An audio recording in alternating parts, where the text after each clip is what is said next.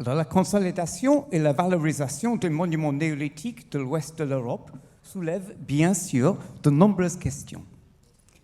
Elles nous obligent tout d'abord à trouver une solution qui assure leur préservation sur le long terme. En même temps, il faut prendre en compte leur présentation et très souvent leur accessibilité aux visiteurs. Ma collègue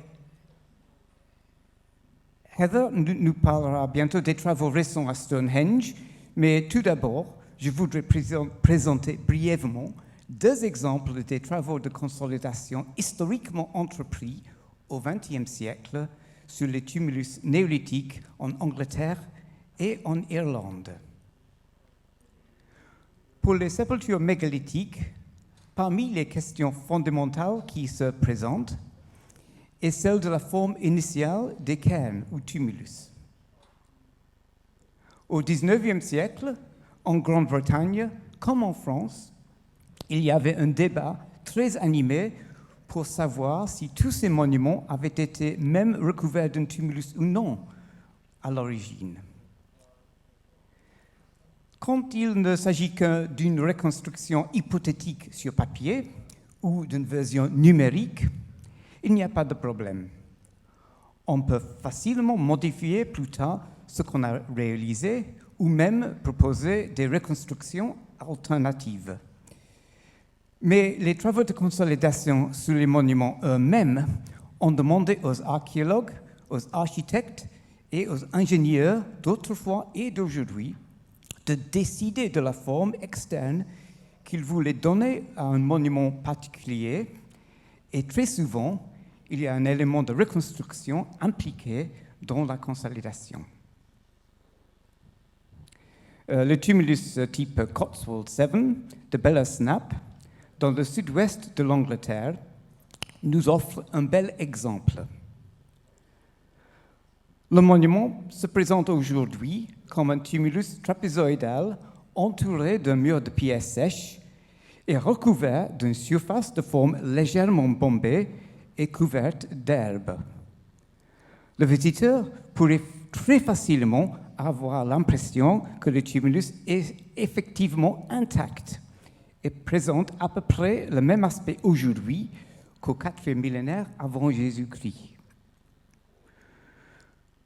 Pourtant, le tumulus de Bellersnap est en grande partie le résultat des travaux de consolidation entrepris vers 1930. Les 2 chambres mégalithiques qui se trouvent dans la partie centrale du cairn, et c'est ici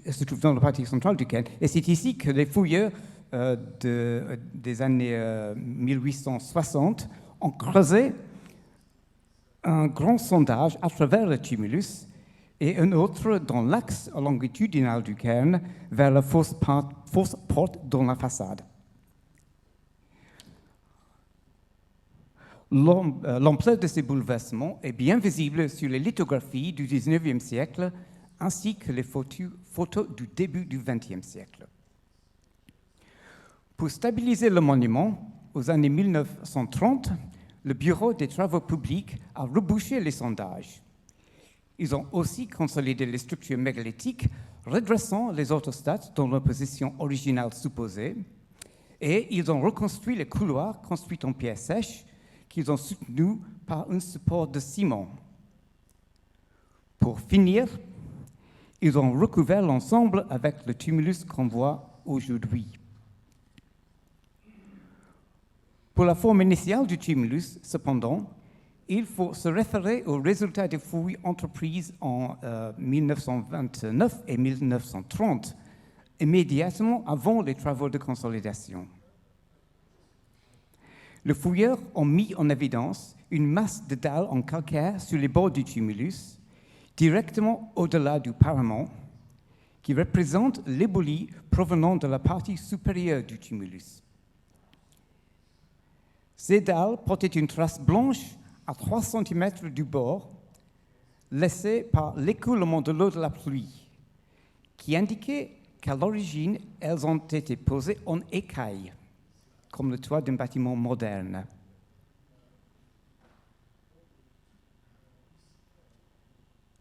Voilà.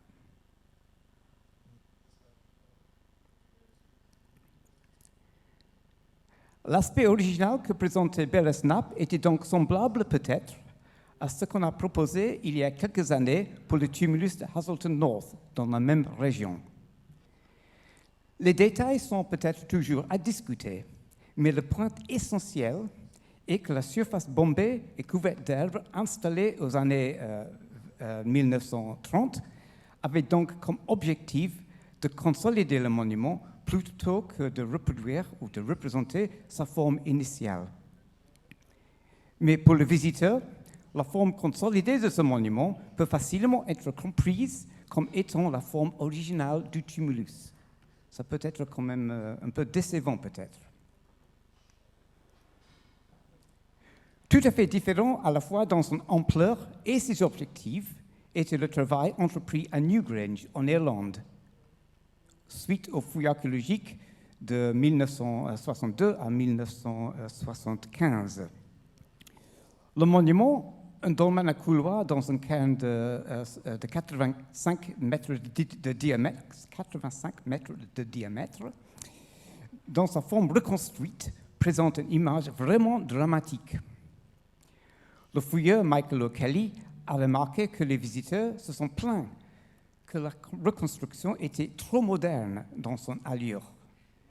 Mais comme il a dit, le monument a dû paraître moderne au jour néolithique, à l'époque où il a été construit. Dans les travaux de reconstruction, la partie externe du couloir a été démantelée avant d'être reconstruite et protégée par une structure de béton. La chambre aussi, avec sa fameuse voûte en encrebellement, a été pourvue d'un couvercle formé de dalles de béton, enfoui et caché dans la masse reconstruite du cairn.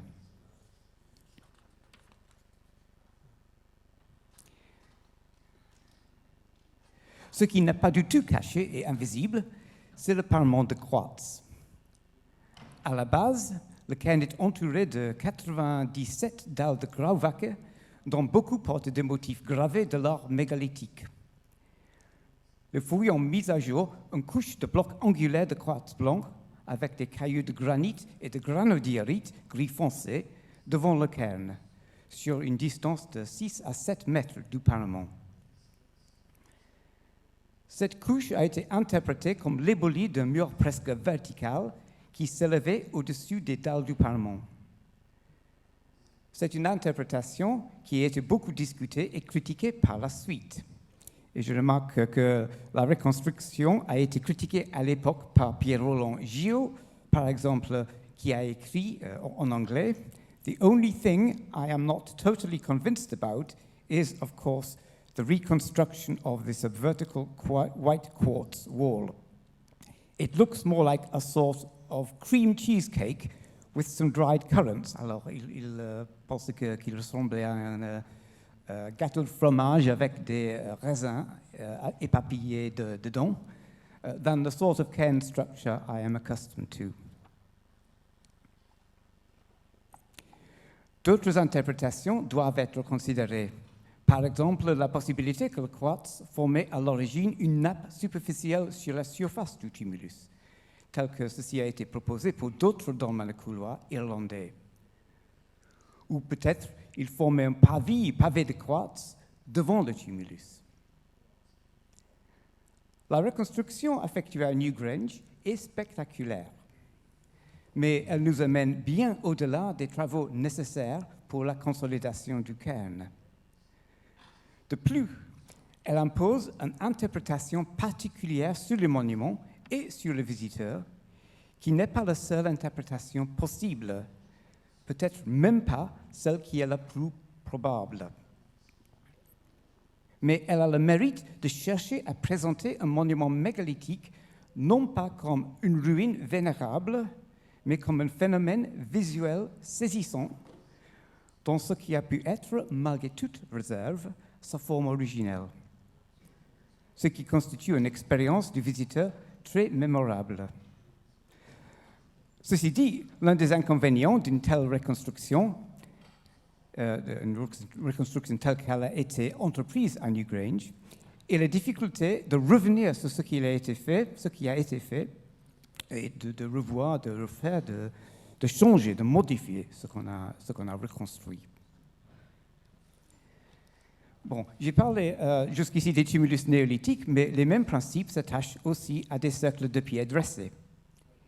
Ici aussi, on souhaiterait normalement de retenir la possibilité de revenir de ce qui a été fait pour la consolidation du monument, pour le refaire avec de nouvelles techniques et matériaux et de nouvelles approches aux années futures.